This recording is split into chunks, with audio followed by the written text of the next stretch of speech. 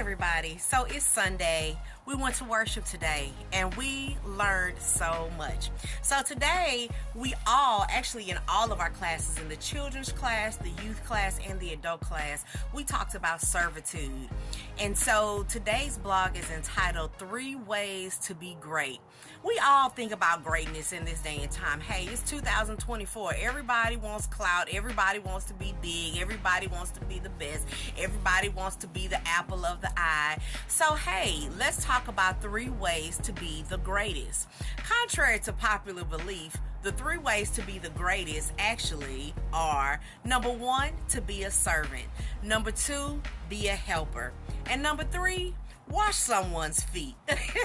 Hey, even the scripture says it is more blessed to give than to receive. So the way to be the greatest is actually separate and apart from what we usually think of as being great. Okay, I seen this man on the road one day, and he was a homeless man, and he was holding a sign. And what I did is I had a few minutes, so I stopped by the McDonald's. I got him a combo meal. I went around in a circle and I gave it to him. I was great that day.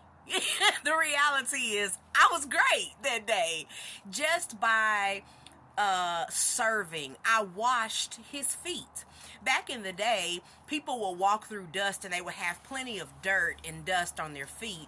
And one way to show humility and hospitality and to say that you are welcomed and that I am you and you are me, equality, was to wash that person's feet.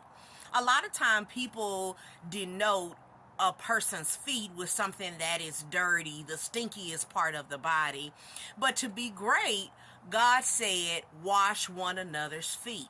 So again, talking about 3 ways to be the greatest: wash someone's feet, be a servant. Whatever is needed to be done, just do it. Hey, I was at an event on yesterday, and it was a young lady walking around, and I had finished my breakfast. They had a continental breakfast there for everybody. I finished my breakfast, and the young lady so beautifully walked around, and she was just picking up everybody's plate. She was being a servant. At that time, the greatest person wasn't the speaker. The greatest person wasn't the people on the board. The greatest person was that servant. You know, even in the scripture, Isaiah says, my ways are not your ways, my thoughts are not your thoughts. Sometimes it's interesting to know how the huge creator thinks. And these are some of the thoughts that are given. The third one I already mentioned was to wash one another's feet. That is the most humbling experience that you can participate in. But hey, follow these. Even Drake, he has a song and he talks about all the fine women that sit around the table and they talk about, hey, who is the greatest? Well, understand, the greatest is the one who serves. I also think about moms. A mom of many kids has come to me to seem like one of the most happiest people on earth. And I really believe one center, or where her happiness derives from, is that she's always in a position, in a stance of service. She's serving her kids. She's serving her husband.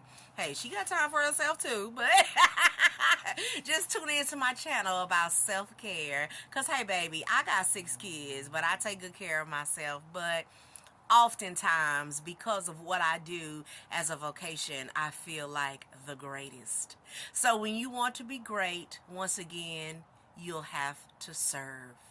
Peace and love. Like this video and subscribe to my YouTube channel and check out my playlist on vision boards. Peace and love.